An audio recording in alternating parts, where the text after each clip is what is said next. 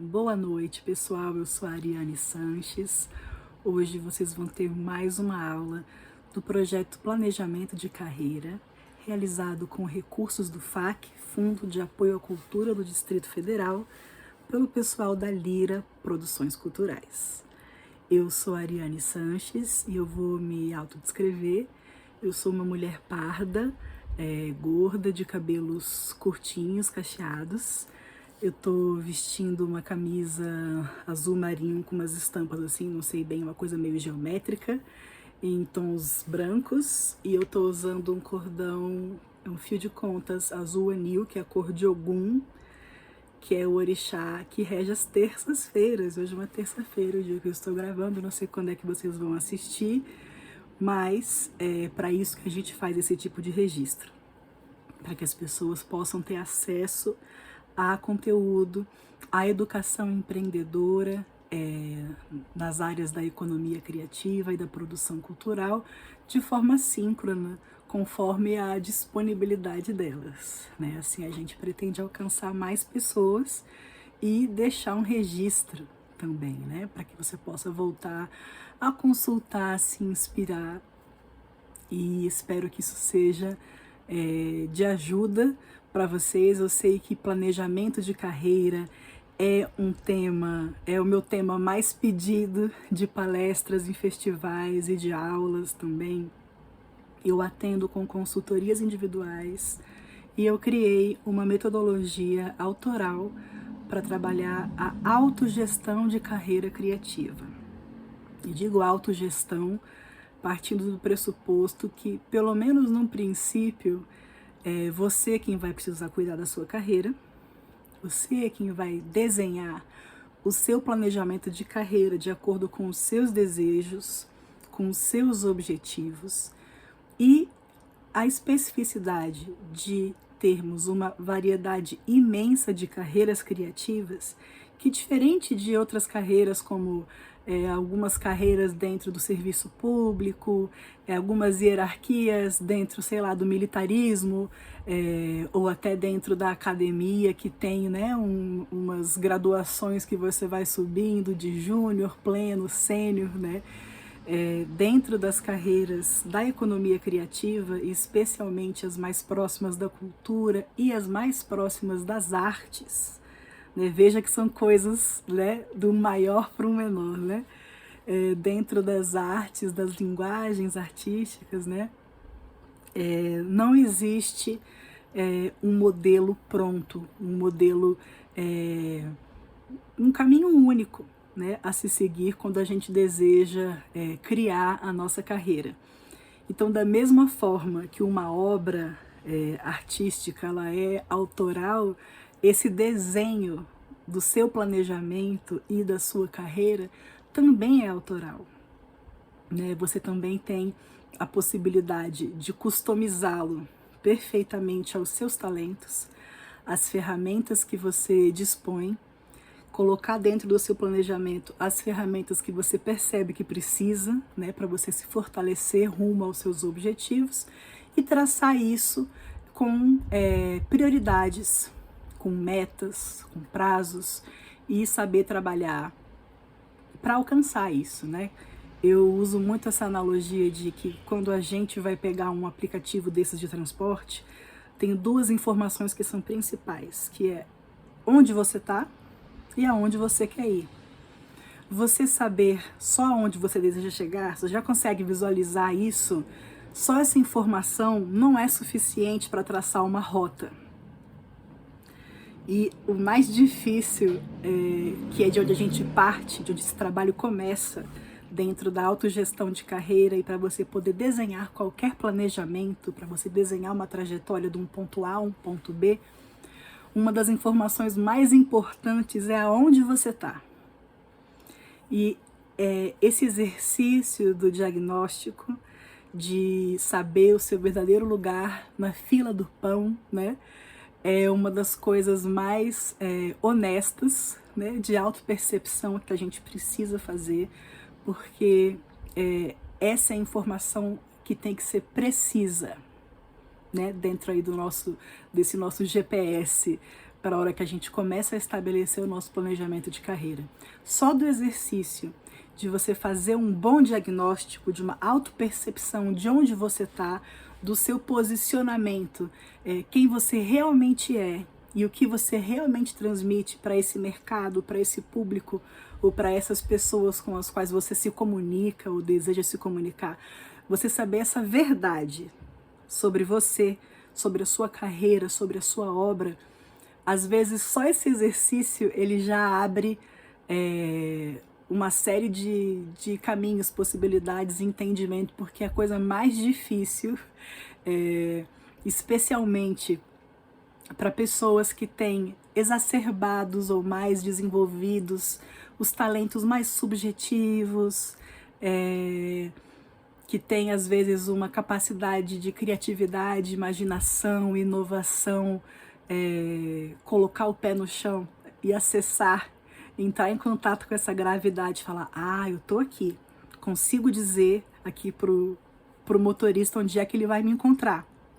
No momento que você entra nesse carro, né, e ele começa a fazer a viagem, pelo menos para esse primeiro ponto onde você marcou, no caminho você tem a liberdade de mudar. Você tem a liberdade de fazer algumas paradas, você tem a liberdade de trocar para um lugar completamente diferente, que não era aquele primeiro lugar que você tinha pensado. Não tem problema, porque até no GPS mesmo existe uma coisa chamada tolerância ao erro, né? Quando você coloca uma trajetória no GPS, ele fala para você, vire à esquerda. Se você, de repente, perdeu a virada à esquerda, que era uma oportunidade, né? O GPS não vai começar a te xingar, falando, falei para você entrar ali, você não entrou, cara, já era. Não, o que ele vai fazer? Vai recalcular a rota e te dizer onde vai ter uma próxima oportunidade para você chegar o quanto antes nesse destino que você quer, tá? Por isso que o planejamento, a gente reacessa ele, a gente atualiza ele, a gente refaz ele continuamente ao longo da nossa carreira. Eu digo que é uma carreira no sentido de carreira, de trajetória profissional, mas também uma carreira no sentido de carreira, de correr, de movimento, né? De sair de um ponto A para um ponto B, que você é quem vai decidir onde é, e você vai estar, se não diretamente no volante, mas é quem decide, né, que caminho vai ser feito, por onde você quer passar, e o que fazer, que decisões tomar, né, diante de cada oportunidade ou de ausência de oportunidades também, que essa é uma coisa que a gente também aprende a diagnosticar o que tem e o que não tem, né? Então, nesse exercício inicial de diagnóstico, as primeiras coisas que a gente analisa são as nossas capacidades internas, os aspectos positivos e negativos internos da pele para dentro, que só depende de você mudar, né? E também os aspectos externos, que são coisas que estão completamente fora do seu controle, que é a leitura do cenário externo. E para ser uma análise estratégica, o que vai caracterizar ser estratégico é justamente a leitura desse cenário externo, das ameaças e oportunidades nesse cenário externo. Eu não vou fazer, tipo, eu tenho esses talentos, eu vou fazer isso aqui porque eu quero, nessa ordem de prioridades. Quando a gente cruza essa informação do que tem interno e do que tem externo, é o momento que a gente se posiciona de forma estratégica, porque você vai analisar das forças que você tem ou das fraquezas que você tem, quais são os momentos de avançar, de aproveitar as oportunidades que estão postas, ou se você precisa se recolher, dar um passo atrás, esperar, se fortalecer, aguardar um momento melhor, ou prospectar, criar essas oportunidades, né? Mas antes da gente entrar nessa parte, eu quero me apresentar melhor para vocês, porque eu acho que vai fazer muito sentido se vocês entenderem um pouquinho da minha trajetória de vida e de estudos, que foi o que me permitiu, em cima dessa experiência, criar uma metodologia que pode ser trabalhada de forma totalmente personalizada, não tem receita de bolo, não tem só um conteúdo genérico que vai servir para todo mundo, não vai, né? E o que faz da sua carreira desse esforço que você vai empreender, de onde você está para onde você deseja estar, para isso ser sustentável, tem que ser adequado para você, tem que ser apropriado para você, customizado para você. E com essa metodologia que eu criei, a gente consegue trabalhar dessa forma, pensado para os seus talentos, para te proteger das deficiências que você venha a ter e precisa se fortalecer, identificá-las, mas não te expor, não te colocar em risco, né? Para que você consiga alcançar os seus desejos da forma mais sustentável, da forma que vai te fazer ter menos desgaste de energia, né? Tem duas variáveis muito importantes para a gente conseguir tudo que a gente quer, que é tempo e dinheiro. Quando a gente não tem tempo de sobra, ou quando a gente não tem dinheiro de sobra, a gente tem que trabalhar com método. E não tem escapatória disso, tá? Essa mediação da gestão ágil e de algumas ferramentas da administração mesmo, mas outras ferramentas também projetivas, mais ligadas a aspectos vocacionais e dos talentos e dos desejos que a gente tem, que eu digo que são ferramentas holísticas, porque o holístico vem de whole, né, que é completo, inteiro em inglês. Uma abordagem holística não é uma coisa tilelê, Haribo, que infelizmente, né, a gente acabou construindo esse significado porque foi muito utilizado dentro de tratamentos e terapias holísticas / alternativas, né, dentro, assim, não convencionais, digamos, o que é muito bom também, mas o holístico significa você olhar para o todo, você não olha para o sintoma apenas, você olha para o que está criando, né, aquele problema, aquela dor ou aquele sintoma. Isso é o olhar holístico, tá? Que é também um olhar estratégico, então às vezes parece, algumas palavras vão se esvaziando, né, de significados, e uma das coisas principais que eu faço quando eu começo a trabalhar com um grupo, ou com alunos, ou com uma equipe, é alinhamento conceitual, saber que nós estamos falando da mesma coisa. Quando eu chamo uma palavra de uma coisa, me refiro àquela coisa, que todos nós estejamos chamando aquilo da mesma forma. Fica a dica para o seu trabalho de equipe, para o seu trabalho com você mesmo, assim, para as melhores comunicações que venham a ser desenvolvidas aí nos próximos processos, tá? Mas eu sou a Ariane Sanches, eu tenho hoje 41 anos e eu comecei a minha vida, primeira parte da minha vida como artista. Eu dançava, eu estudei dança, estudei teatro, estudei música e me dediquei quase que exclusivamente à dança e à produção cultural até os 25 anos mais ou menos, quando me aposentei da dança e continuei trabalhando na área de produção cultural. Me especializei em gestão cultural, né?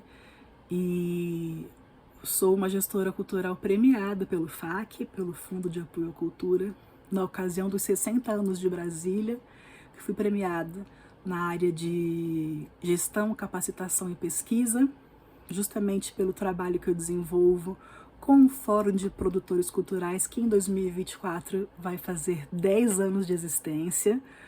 Que eu vou explicar para vocês o que é o Fórum de Produtores Culturais, que é uma plataforma livre e aberta de formação nas áreas da economia criativa e da produção cultural, uma plataforma de conexão, é uma plataforma de pitch, é uma plataforma de networking, mas também uma plataforma de vínculo, onde as pessoas se conhecem, né, se conheceram, se apresentam e se abrem para parcerias e para que um ajude o outro a suprir qualquer deficiência de conteúdo, de conhecimento, de contatos, né, uma rede, funciona como uma rede. Eu criei o Fórum de Produtores Culturais no ano de 2014, convidando semanalmente patrocinadores de cultura, representantes de instituições patrocinadoras de cultura, jornalistas para falar de assessoria de imprensa, gestores culturais para falar de elaboração de projeto e captação de recursos, todas aquelas demandas que se identificavam com mais frequência do que faltava para os coletivos culturais, para que se apropriassem, para que se profissionalizassem, para que estivessem no nível competitivo para acessar recursos. O que era que estava pegando? Era dificuldade de leitura de um edital, era dificuldade de elaborar um projeto, era dificuldade de entrar em contato com o patrocinador diretamente ou com o responsável por uma programação, com contratantes.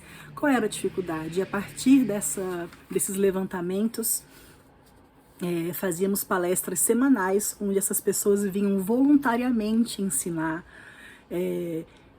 Sei lá, a gente recebeu pessoas tão incríveis, recebemos Paulo Betti, recebemos Paula Saião, que era diretora à época do Centro Cultural Banco do Brasil, em Brasília, uma querida, explicou pra gente os eixos curatoriais. Recebemos pessoal da Oi, recebemos pessoais de grandes patrocinadores de cultura que vieram explicar, né, o que fazer para chamar a atenção desses pareceristas, né, que veriam esses projetos, que analisariam esses projetos e mostrar também esses outros lados que a gente não tem acesso, né? E foi muito legal. A partir daí, vários desdobramentos aconteceram, penso que são 10 anos aí de atividade, né? Inicialmente ocorria semanalmente na UNB, acho que ficou uns 3 anos lá. Depois nós passamos para a Biblioteca Nacional e depois ficamos 1 ano no Teatro Brasília Shopping, que foi o ano de 2019, e aí veio a pandemia. E foi o momento em que se criou, inclusive eu recomendo que vocês sigam o Instagram, @Fórum de Produtores Culturais, onde antigamente era o IGTV, né, onde tinha uns vídeos longos e as lives, e nós fazíamos mensalmente lives, e a gente aproveitou o ano de 2020 para fazer só live internacional, já que tinha, né, estava rompida aí a barreira territorial, porque estava todo mundo online. Conversamos com Jorge Melguizo, da Colômbia, que foi o gestor cultural responsável pelo caso tão famoso de Medellín, que nós estudamos, né, como gestores culturais, esse case tão importante que teve redução de homicídio na juventude, né, com política cultural. Então ele é um master incrível. Tivemos Damian Nueva, que é um músico cubano que está na série da Netflix. Enfim, pessoas que também tiveram suas trajetórias e coisas para compartilhar e foram contando pra gente, como o Juan Galdino, que é um bailarino do Rio de Janeiro que está no balé da África do Sul, e cada um foi contando em seu país o que estava acontecendo, desse movimento essa preparação para o que viria a ser o reset cultural, né? A retomada do pós-pandemia. E esses vídeos estão todos lá. Agora virou tudo Reels, né? Não tem mais essa coisa do IGTV, mas está tudo lá à disposição do que se construiu em termos de conteúdo nesse momento da pandemia. E também, se você colocar Ariane Sanches no YouTube da vida, por exemplo, ou no Google, você vai acessar também palestras e cursos que eu dei também nessa época. Então tem bastante coisa aí para vocês fuçarem se vocês curtirem esse papo. Porque infelizmente a gente não tem muito tempo hoje, mas eu quero que a gente desperte aí essa... romper, na verdade, com qualquer crença de que você não consiga fazer a sua autogestão de carreira. Que é uma palavra, né? Ou que você não consiga fazer o seu planejamento, ou que você não seja uma boa gestora, um bom gestor. E a gente vai aprendendo através da mediação, uma forma de fazer a educação popular, né, dos conceitos de administração, sem parecer aquela coisa elitista, um bicho de 7 cabeças. A gente consegue trabalhar isso até de forma lúdica, que é muito mais legal, quando a gente trabalha já com essa abertura para a criatividade. E vocês vão ver que primeiro, a primeira coisa que a gente faz, além dessa coisa do diagnóstico e, né, de saber onde você quer ir, mas o diagnóstico para você poder a partir daí avaliar possíveis cenários e trilhar possibilidades, a coisa mais importante e da qual não tem escapatória, além da primeira coisa que eu falei, que era o método. Quando você não tem tempo e dinheiro sobrando, você precisa de método. Mas especialmente na autogestão, a principal questão pra gente, quando eu falei de diagnóstico, eu falei de honestidade. A autogestão ela precisa da autorresponsabilização, de você se colocar como responsável, não mais uma pessoa que se entende à deriva de processos externos só que vem acontecendo e faz o que a gente chama de gestão reativa, né? Você só reage ao que acontece. Ah, tem comida? Como? Não tem comida? Não como. Não, então peraí. Não pode ser assim. Como é que a gente vai se adiantar? A gente consegue prever em que momento vai ter e não vai ter disponibilidade de comida? Então sei quando que eu tenho que me movimentar para ir atrás do que eu preciso para chegar a tempo, para não faltar para mim. Então fazer esse planejamento de forma sustentável, né? E entender que isso é um processo que a gente já faz, só que a gente é treinado a vida inteira para a escassez. Fazer gestão da escassez é fácil, porque não tem o que fazer, né? Fazer essa administração de uma coisa que vai acabar, de uma coisa escassa, de uma coisa finita, ela é limitada também, né? Tem poucas coisas que você possa fazer, mas quando a gente está lidando com propriedade intelectual, com a criatividade humana, que é um recurso inesgotável, não poluente, né? E que tem 1 milhão de possibilidades, fica muito mais gostoso da gente trabalhar. Isso multiplica as possibilidades de criar soluções inovadoras. Inclusive pessoas de outros setores mais tradicionais já vêm se aproximando dessas metodologias com as quais a gente trabalha no Fórum de Produtores Culturais, quando não nas aulas em grupo. Com essa metodologia, da pandemia para frente, eu fui me concentrando em atendimentos individuais para poder me especializar e fazer uma imersão completamente personalizada para cada caso. Porque cada caso, cada artista, cada empreendedor cultural tem aí suas variáveis que fazem esse universo dele ser único. Então, sem falas genéricas de empreendedores que não passaram, que não conhecem a realidade da periferia, né? Como a gente trabalha com as políticas de base comunitária, que é a solução no nós por nós, né? Não é alguém que não conhece essa realidade que vai ter condição de propor uma inovação ou uma solução satisfatória para nós, né? Quem está fora dessa realidade não tem sequer como avaliar. Vai ter que ter, sei lá, esses indicadores que a gente conhece, sociais, econômicos, mas se realmente é satisfatório, se realmente atendeu a necessidade, a gente é quem vai saber, né? Então, quando a gente conversa de nós por nós e pessoas que entendem o que é essa trajetória e as dores, né? De, poxa, quero viver da minha arte, poxa, quero viver só dos meus projetos culturais e captar, né? E a gente sabe que tem uma trajetória aí que é o sonho de muita gente poder viver só disso, ou viver disso e de repente não ter, né, que ter empregos dentro do mercado tradicional, ou que não os inspire, ou que não os faça felizes, né? No trabalho de autogestão de carreira, a gente aprende a construir aí nosso plano de negócio sustentável rumo a essa vida próspera e abundante, com recursos que venham dos seus talentos, né? Que a gente junta não só a sustentabilidade, pagar as contas, mas também tem aspectos de vocação, de felicidade, de realização pessoal, né? Então não é...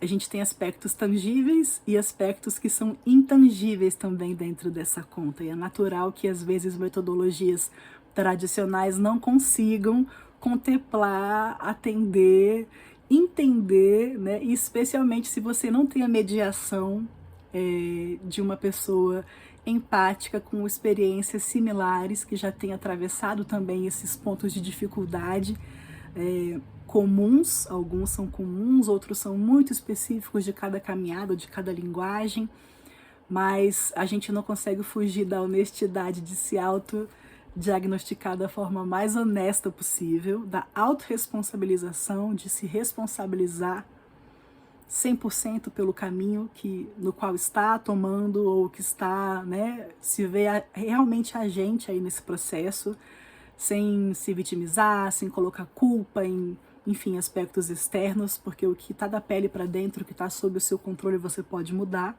E assumir isso, assumir essa responsabilidade e assumir essa bronca também, quando for questão, um momento de bronca, porque é isso, autocrítica, né? A gente tem que corrigir as trajetórias várias vezes.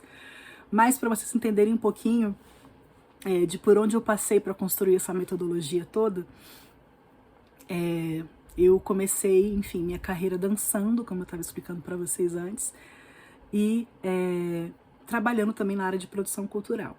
E ficava um pé na dança, né, e o outro na produção cultural, dando aulas, me apresentando e trabalhando também como... Mas é assim, produção executiva bem graxa mesmo, sabe? O receptivo de artistas, ou assistente de produção executiva, né? Bem mão na massa mesmo, bem no nível operacional.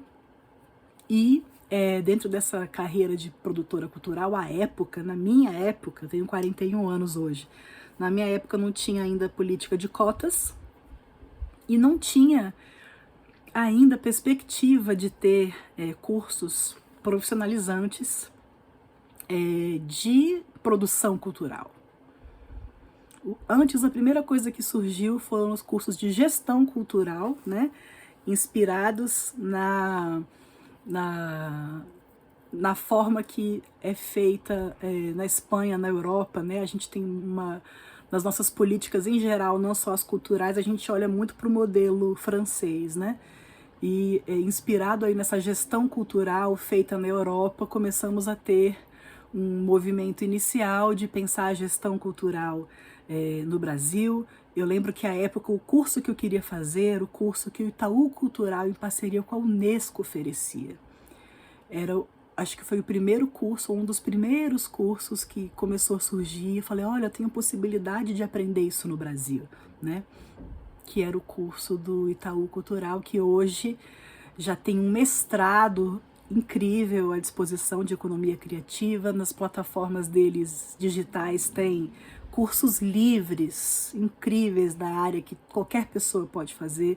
Mas na minha época, quando era tudo mato, para ter acesso, né, era uma pós-graduação, então você já tinha que ter uma graduação, né? E só depois, anos depois, é que a gente foi ter o primeiro curso universitário, a primeira graduação de produção cultural com esse nome. Não museologia, não tecnólogo em eventos, não, produção cultural, que foi na Universidade Federal da Bahia, que foi a primeira universidade que, né, identificou essa necessidade da existência de, dentro do ambiente acadêmico, você ter profissionais preparados para a produção cultural, para movimentar um mercado, para criar um mercado, na verdade, de movimentação, contratação de linguagens artísticas, de artistas, de cursos, de formações. Sem esses provocadores que são os produtores culturais, que são empreendedores culturais, nada acontece.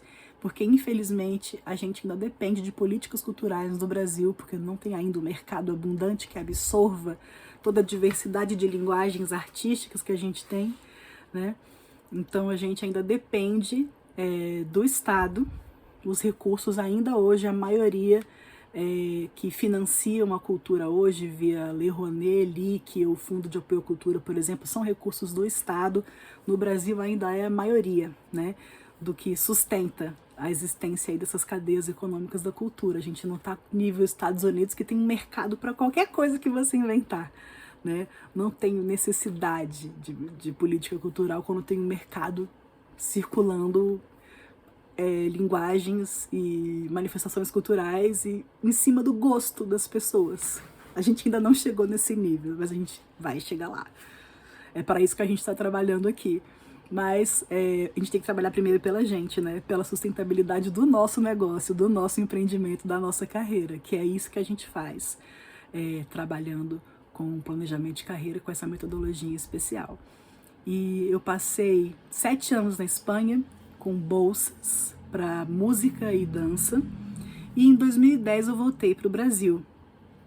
Eu depois fui estudar marketing, justamente porque na hora que a gente vai captar recursos, normalmente a gente batia na porta do departamento de marketing, sabe? Não era nem relações institucionais, era pro marketing, era verba de marketing, né? Que para sair a logo ali da empresa quando ela patrocinava algum projeto. Eu falei, não, eu tenho que estar muito apropriada dessa linguagem para conversar com esse pessoal. Eu não posso ficar vendida, passar vergonha, não. Vamos lá, eu vou conhecer esse beabá para conseguir fazer uma excelente defesa na hora de vender meu projeto cultural. Aí lá fui eu, estudei marketing. Essa época de 2012 a 2014, eu fui produtora do Clube do Choro de Brasília, que é um grande empreendimento cultural, uma referência nacional de música instrumental, um grande polo de música instrumental, que é tanto o Clube do Choro, que é uma casa de shows, como a Escola de Choro Rafael Rabelo. E aí eu tive a oportunidade, por 3 anos, trabalhar no Clube do Choro de Brasília, e para mim foi um PhD, porque eu estava executando o projeto do ano corrente, já fazendo os movimentos de prospecção para o ano seguinte e prestando conta do anterior. Então, assim, era a roda, tipo, trocando a roda com o carro andando o tempo inteiro. Foi uma grande escola para mim. E é um empreendimento familiar, né, o Clube do Choro.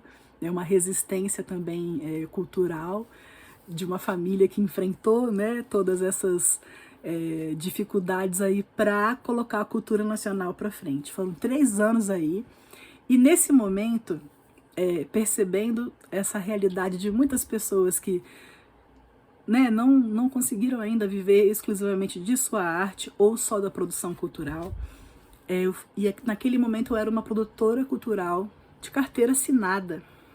Pensa, gente, CLT de produção cultural. Eu tô falando numa época, tô falando de mais de 10 anos atrás, que não tinha, agora já tá bem melhor, né? Mas na minha época não tinha ainda. E em Brasília, na UNB, não tinha um curso de produção cultural, nem gestão cultural dentro da UNB. Então, quando eu criei em 2014 o Fórum de Produtores Culturais, foi para começar a desenvolver o que veio a ser a proposta de criação, né, do curso de produção e gestão cultural, da graduação, né, dentro da UNB, porque sempre teve a formação de grandes artistas ali da música, das artes visuais, do cinema, mas falta essa perna da produção cultural, né, da gestão cultural, para formar os profissionais que vão desembolar tudo isso e vão colocar esses artistas todos para trabalhar, porque infelizmente na ementa dos cursos de linguagem artística, infelizmente o artista saiu um excelente artista, mas sem a menor condição de estruturar uma carreira, de estruturar um empreendimento e colocar essas ferramentas, né, à disposição de sua prosperidade, né, e ter um negócio sustentável. Então, a partir de identificar essa deficiência, criou-se o Fórum de Produtores Culturais também para fazer essa provocação dentro da UNB para a criação desse curso. À época foi feita a proposta, logo a gente enfrentou no Brasil inteiro uma série de desmontes, né? E com muitos ataques ao setor cultural. Então eu acredito que essa proposta tenha sido abatida em decolagem, mas enfim, se multiplicou em vários outros polos, em vários outros lugares, onde a gente encontra quem tiver interesse tanto de produção cultural como para produção de eventos, que não é a mesma coisa, e gestão cultural, gestão de políticas culturais. Hoje tem mestrado em economia criativa. Antes não tinha nada disso, gente. Então, assim, tô trazendo essa experiência do fórum, que é onde, com os anos de atendimento, de palestras e das consultorias individuais com pessoas que vinham trazer para mim suas questões para a gente trabalhar nas consultorias e resolver e criar soluções, a partir dessas demandas é que essa metodologia foi criada, para superar essas dificuldades todas que as pessoas inicialmente trazem, dificuldades em comum, né, e melhorar os caminhos aí para as soluções. Então, eu, como naquela época, me vi, meu Deus, eu sou uma produtora cultural de carteira assinada numa época em que não tinha ainda nada disso. Eu falei, gente, eu tenho que devolver para a sociedade de alguma forma, porque eu posso não conseguir salvar a vida de todo mundo, né? Mas se eu tô até aqui nesse nível que eu cheguei, eu tenho autoridade para trazer mais pessoas para o lugar onde eu estou. Então, o movimento do Fórum de Produtores Culturais foi esse. Vocês vão encontrar mais conteúdos sobre a minha metodologia de gestão de carreira criativa no YouTube, ou também muito conteúdo legal nas plataformas do Fórum de Produtores Culturais, no Instagram. Acho que até no Facebook tivemos umas lives também das pessoas que passaram pelas nossas palestras, pelos nossos debates, pelos nossos encontros, né? E aí tem muito conteúdo legal para você continuar despertando aí essas inspirações necessárias para você encontrar soluções também para o seu caso, né? Porque como essa é uma conversa genérica, inicial, que a gente não vai ter muito tempo para aprofundar, e eu também não estou tendo a possibilidade de interagir com quem está me ouvindo, né? Mas que nas consultorias eu tenho, a minha atenção é plena para o que quer que você queira, né, desenvolver, seja um empreendimento cultural, ou seja a sua própria carreira como artista, como criador, né, ou como empreendedor, porque quem cuida, né, de quem cria. Então, passei de aplicar tecnologias, ferramentas de empreendimentos culturais também para o empreendedor, para o caso individual, né? Então, nesse momento, eu criei o fórum e passei 3 anos, né, no Clube do Choro, a partir desse movimento. E em 2015, se não me engano, eu fui nomeada diretora de programas para diversidade na Secretaria de Cultura do DF, que também foi uma oportunidade muito legal. Foi o meu primeiro cargo público e também continuei, né, dentro da cultura, da institucionalidade da cultura, né, num cargo numa Secretaria de Cultura. E também foi minha primeira experiência na gestão pública e aprendi muito. Depois eu fui nomeada assessora especial para a implementação do programa Cultura de Paz na Secretaria de Segurança do DF. À época, na gestão que foi a primeira mulher secretária de segurança, com toda uma proposta de prevenção de vários projetos culturais, seguindo um pouco aquele modelo de Medellín que eu falei no início, que o Jorge Melguiço, que é esse grande gestor e consultor, que tem lá a palestra com ele, o bate-papo, na verdade, assim, dessa forma que a gente está conversando aqui, desse mesmo jeito, lá no Instagram do Fórum de Produtores Culturais. Fuça lá que vocês vão achar. Antigamente era o IGTV, agora é tudo Reels, né? Tá lá nos Reels, vocês vão passando que vocês vão achar. E aí, depois desse tempo na Secretaria de Segurança, em 2019, eu fui para o Sesc DF e fui gestora da unidade do setor comercial sul, que eu já conhecia também dentro da ótica da segurança pública como um lugar entendido como uma mancha criminal no DF. É um nome horroroso, mas é assim que, né, se referiram a essa área, entre outras áreas, né, nas quais se justificava uma intervenção com políticas de prevenção, né, não só as políticas de repressão nas questões de segurança pública, né? E à época, dentro da segurança pública, os projetos eram Picasso no Pixabo, que também é um nome péssimo, não consegui mudar, tentei, mas que tinha, né, oferecia oficinas de arte, de DJ, de grafite, de cinema, para as populações mais vulneráveis, socialmente e criminalmente também, né? E aí, já com essa expertise, eu fui gestora de cultura do Sesc DF nesse território, no setor comercial sul. Então a gente teve exposições de grafite pela primeira vez, né, expor grafite em galeria, foi a primeira vez que isso aconteceu no DF e no âmbito do Sesc. Começou no DF esse movimento, né? Também produzi o Slam das 6, que uma vez por mês a gente fazia um Slam às 6 da tarde, que é a hora que o pessoal está terminando de trabalhar, indo pegar o metrô, indo pegar o ônibus, e de repente fica tudo escuro, não tem mais ninguém ali. A gente resolveu botar na rua um palco para trazer mulheres fazendo poesia, slam, música, dança, então foi muito gostoso ter esse espaço assim externo, né, pra gente fazer uma intervenção urbana, né, de criar um hábito cultural ali, e também para que esse espaço ocupado fosse mais seguro. E um festival que me é muito caro no meu coração, que foi o primeiro festival afirmativo de dança, o Corpo Negro em Movimento.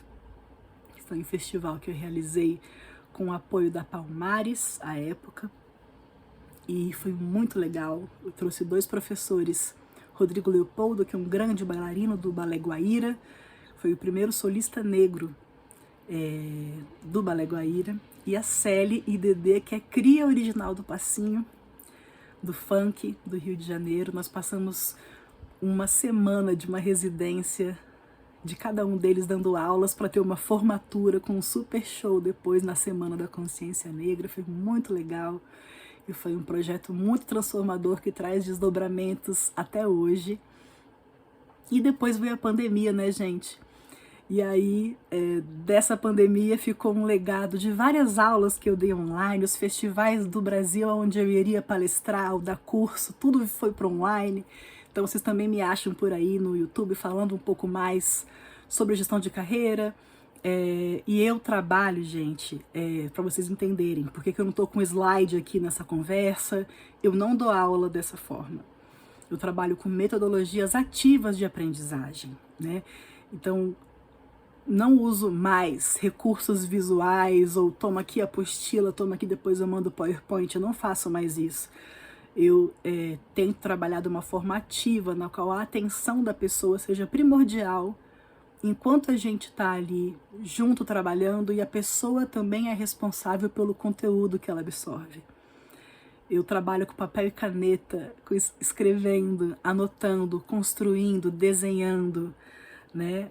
Trazer para a mão, né?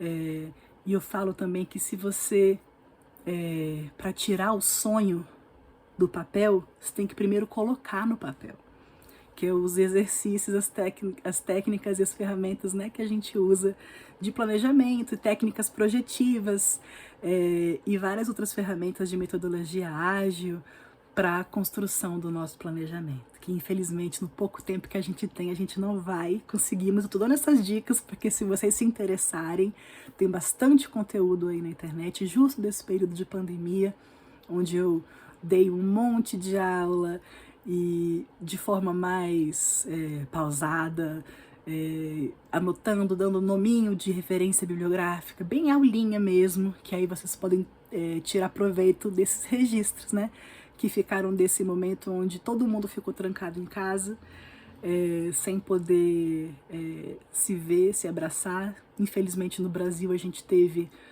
um tempo de lockdown recorde, né? Nosso recorde foi muito negativo, locais e a produção cultural, países onde a produção cultural parou por meses, né? Nós paramos por 2 anos, e isso ainda, a gente está em 2024, a gente ainda está num momento de pós-pandemia, as coisas ainda não, por mais que tenha se restabelecido uma certa rotina de normalidade, o estrago feito tanto economicamente como emocionalmente, né? A gente tem todo um tecido aí coletivo, social, que precisa se regenerar, né? De ter se arruinado, ou de ter interrompido as atividades, de ter perdido pessoas, né? Durante esse período, e a gente ainda está nesse processo de regeneração. A gente está em pleno processo de regeneração. Então isso já é uma dica para o diagnóstico de cada um aqui. Como esse é um processo coletivo, eu posso me atrever a dizer que todos nós temos que levar isso em consideração, né?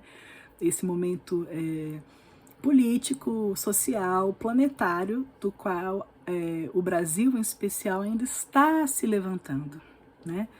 Porque foi realmente um golpe de misericórdia, assim, para aquele tiro final para acabar com a gente, infelizmente, né, com as atividades do setor cultural, e a gente ainda está num processo de recuperação, né, para voltar a injetar recursos, para voltar a estimular a produção criativa contemporânea, porque depois de tudo que a gente passou, a gente não pode simplesmente fingir que nada aconteceu e só repetir o que a gente já fazia antes. nada disso vai funcionar mais. Por isso, a gente precisa de método, de diagnóstico, de perceber essa realidade entre as coletivas e as individuais, para você entender direitinho o seu ponto de partida, e só aí ter condição de criar não a rota, né, mas o mapa da rota, né, porque essa rota quem vai fazer é você. Você vai contar com a consultoria ou com uma mentoria, mas toca a cada pessoa, a cada empreendedor, a cada artista fazer esse dever de casa. E não tem escapatória disso. Isso que vai fazer a diferença, né? Que você de fato encare aí os exercícios, as transformações, as correções de trajetória necessárias para levar adiante o desenvolvimento da sua carreira. Mas partindo desse diagnóstico coletivo, a gente está ainda nesse reset cultural, né? Nessa retomada, e a gente precisa mais do que nunca de método. Tem muita coisa disponível online. Esse curso, Planejamento de Carreira, apoiado pelo FAC, é uma das coisas interessantes também, que vocês vão ter a minha fala, vão ter as falas de outros profissionais também, e todo um legado de quase 2 anos de atividades que ficaram exclusivamente online. Procurem isso, procurem a plataforma do Itaú Cultural, que hoje tem um monte de curso livre para vocês fazerem na área de cultura, que é super legal, tá? Depois desse período de pandemia, eu vim trabalhar numa agência são consultorias na área de diversidade, não só para a área de gestão cultural, mas para qualquer empreendimento, especialmente para a área de comunicação e marketing, porque vocês sabem que a cada semana é uma crise, né, gente? Seja por racismo, seja por sexismo, por conteúdos capacitistas que a gente ainda vê na publicidade, né? Ou crises de comunicação, de RP mesmo, né? De relações públicas, de personalidades também que ainda se equivocam, né? Então trabalhei aí com consultorias dessa área também, e atendo ainda, né, consultorias nessa área, mas depois eu fui chefe de comunicação, chefe da assessoria de comunicação das relações internacionais de São Paulo. E eu que já sou uma pessoa do soft power, né, das políticas culturais, tive a oportunidade de levar essa minha expertise de gestão cultural e também da comunicação e do marketing, o olhar para a cidade de São Paulo, né, que pelo menos foi interessante trabalhar com pautas positivas, internacionais e premiações que a cidade recebeu, mas foi fundamental esse conhecimento que a gestão cultural traz, porque muitas pessoas, talvez, ao ouvir gestão cultural, não entendam realmente do que se trate, mas mais do que produção de evento, entre aspas, eu sou bem crítica com a questão de eventos como política cultural, sou uma das pessoas críticas com relação a isso, eu sou mais do investimento em ações estruturantes do que eventos. Então, é uma outra aula isso, mas eu sou uma das pessoas críticas com o desperdício que eu considero com uma quantidade de eventos que não deixam, né, legado algum, e com ações formativas estruturantes se deixaria muito mais, né? E nesse pensamento, a gestão cultural, ela é a gestão de projetos na área de direitos humanos, porque a gente trabalha todas as pautas das diversidades, das vulnerabilidades sociais, né, tem esse olhar diagnóstico, e eu tive muito conforto técnico para trabalhar com essa formação em gestão cultural na área, né, da comunicação voltada para as relações internacionais. Me deu uma base teórica e prática muito contundente, né, para que eu pudesse desenvolver um bom trabalho. E uma das palavras assim que mais me inspiram também, infelizmente, né, com todos os ataques que a gente tem ao setor cultural e aos artistas que jamais serão perdoados por fazerem o que gostam, né? Quem trabalha com cultura, quem trabalha com todas essas variáveis e esses produtos e serviços que trazem coisas intangíveis, que trazem emoção, que trazem felicidade, que trazem inspiração, né? Quem trabalha com o intangível trabalha com tudo, trabalha com qualquer coisa. Para alguém aqui como nós, né, supondo que quem está aqui nesse momento absorvendo esse conteúdo é também uma pessoa da cultura, é também uma pessoa da arte, ou que está se aproximando, né, de alguma forma e percebe a afinidade com isso, quem consegue trabalhar com essas variáveis, com esses valores intangíveis, trabalha com qualquer coisa. É muito mais fácil para a gente descer para esse andar de baixo do tangível, do preto e branco, do quadriculado, do que o caminho contrário. E isso é uma coisa que, quando a gente percebe, deixa de ser também um bicho de 7 cabeças, quando a gente se assusta com a coisa da gestão, que parece que é uma coisa muito, muito complicada e que para pessoas muito sisudas, muito nerds, que são boas em exatas e de repente os artistas não são nada disso. Gente, para nós é muito mais fácil acessar o feijão com arroz, o preto, do branco, do tangível, do que você pode tocar, do que você pode guardar numa caixinha, do que essas coisas intangíveis que a gente trabalha na área da cultura, das entregas que são feitas quando você pensa da cultura como um direito humano, né? E não só no aspecto de direito ao lazer, mas a cultura na formação da identidade, a cultura na formação do senso de pertencimento e da convivência, né, da sociedade. E que a gente consiga resistir e sobreviver e seguir convivendo como sociedade, especialmente depois de ter passado por um marco tão traumático, né, como a pandemia, que a nossa geração foi sorteada para viver isso. E os que sobrevivemos, certamente, se sobrevivemos, foi por algum motivo. Então, que a gente vingue, né, essas pessoas que nós perdemos, mais do que nunca, sem tempo para erro e acerto. Não temos mais tempo para ensaio, a gente não tem escapatória de investir no método, investir na forma mais inteligente de trabalhar, da forma mais eficaz.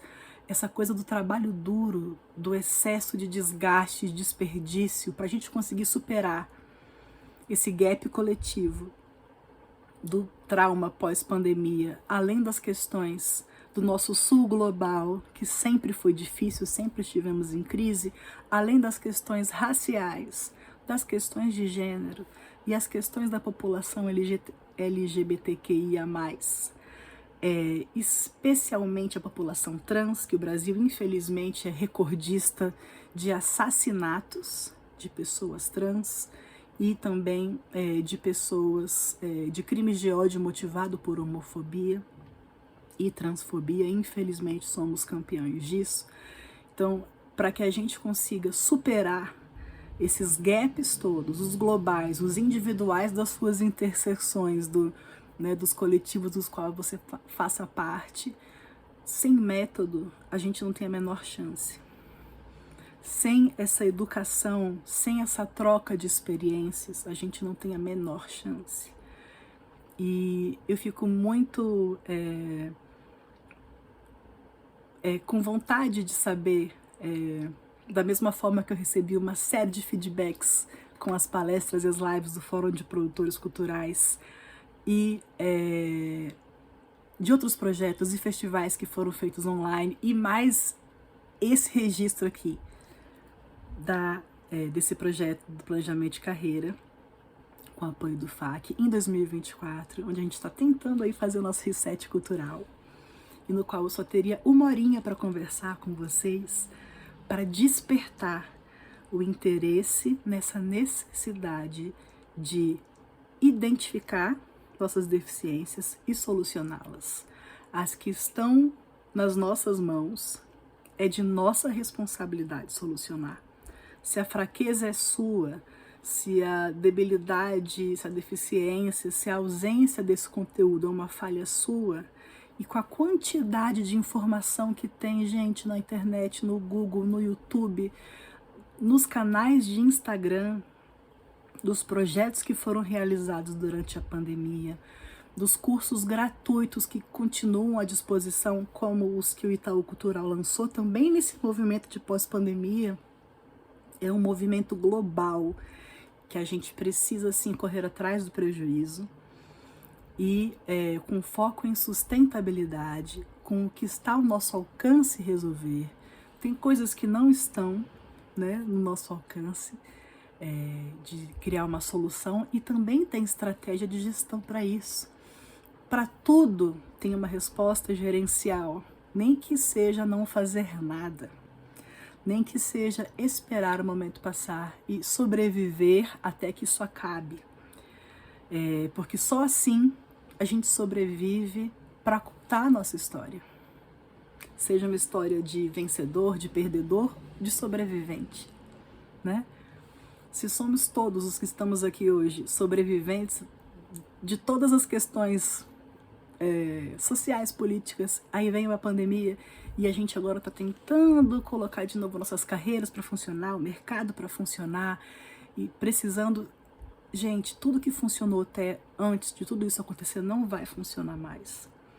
Esse é o papo retíssimo que eu tenho para trazer para vocês hoje em 2024. Não tem conteúdo genérico que vá salvar a sua carreira, a sua vida, a sua trajetória, que está 100% nas suas mãos. E quanto mais aplicade, né, vocês forem nesse momento de autorresponsabilização, de entender que a sua carreira está nas suas mãos. Eu, como não tenho a possibilidade de interagir aqui nesse registro com vocês, fico, né, não vou falar nada aqui genérico, sem saber quem está me escutando, e tem conteúdos desse tipo também à disposição, meu e de outras pessoas que estão aí de legado, para que vocês façam esse dever de casa. Mas o mais importante é que o que funcionou até aquele momento, daqui para frente não vai mais funcionar. A gente conseguiu, o fenômeno acontecendo e a gente produzindo conhecimento ao mesmo tempo, né?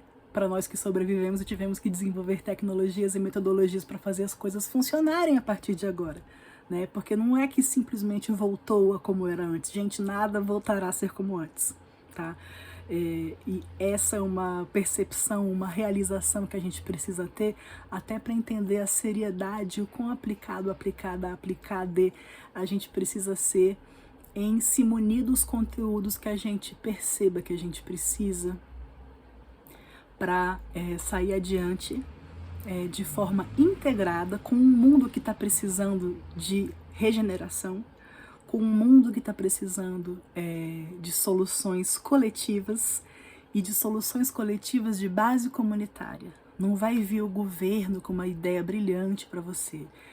Só quem sabe o que é estar nessa base é que conhece as soluções que são satisfatórias para a base, né? Então, una-se, conecte-se a pessoas que estão passando pelo mesmo que você, procurem soluções coletivas, entendam também as soluções individuais, desenvolvam com coragem, né, seus plot twists aí para conseguir, de forma original também, tão original quanto sua obra, né, vai ser também original essa criação dessas etapas de planejamento pelo qual você vai passar com a sua carreira. Vai ser um prazer muito grande se essa conversa despertou alguma coisa em você, saber. Eu sou a Ariane Sanches, vocês me encontram em @Ariane Sanches em praticamente todas as redes sociais. Vai ser muito bom saber suas percepções sobre essa arranhadinha na ponta do iceberg que foi esse encontro de hoje. Espero que vocês me mandem alguma mensagem, me digam o que vocês acharam, me digam se de repente vocês sentem que uma consultoria comigo pode ser uma boa para fazer esse diagnóstico e para traçar esse planejamento. Eu vou estar super aberta e vou estar super feliz de olhar para o seu empreendimento, de olhar para a sua carreira e poder, sem nenhuma leviandade, né, poder trabalhar de uma forma específica para a dificuldade ou para o momento ou para a solução que você está procurando. Eu agradeço de coração, em especial a Michele e Nayara Lira, por esse convite maravilhoso do pessoal da Lira Produção. Agradeço em especial ao Fundo de Apoio à Cultura do Distrito Federal, que está também colocando aí no ar várias coisas legais para a gente conversar sobre, para a gente colocar em prática esses novos aprendizados, para a gente fortalecer o cenário cultural de Brasília e, em especial, a criação artística. A gente não pode, agora na retomada, querer pegar aquelas coisas antigas que estavam na gaveta e botar para agora vai dar certo. Não vai, gente, porque o mundo mudou. E a criação artística, a resposta que o artista dá para a realidade da sociedade naquele momento, essa criação artística é a criação artística contemporânea. E seria um grande desperdício, né, do nosso tempo, dos nossos recursos e da nossa vida ter sobrevivido a tudo isso para ficar reciclando coisa antiga que não cabe mais nesse momento. Então, olhem para o cenário atual, olhem para cada hora que a gente for fazer esse exercício do diagnóstico, de ver aí qual que é o nosso ponto A, onde que eu tô, para eu poder chamar o aplicativo, ou para eu colocar esse próximo ponto onde eu quero ir. A cada momento isso muda.